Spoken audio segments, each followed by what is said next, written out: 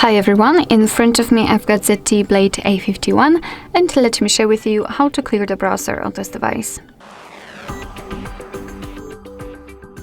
So we have to start with opening the browser. In my case it will be Google Chrome, but no worries, this operation looks pretty similar in all other browsers which are commonly used, so you can recreate the steps in your browser. Let's enter the Chrome, in my case of course, then let's tap on the three-dot icon in the right upper corner and tap on the history.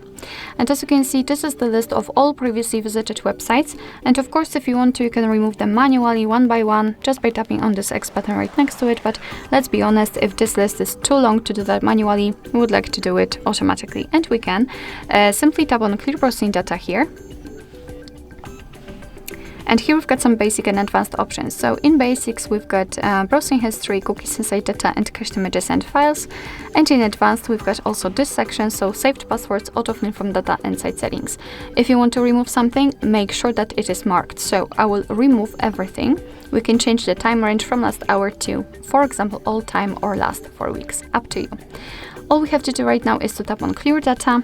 And as you can see, the history is empty, which simply means that we just successfully removed everything.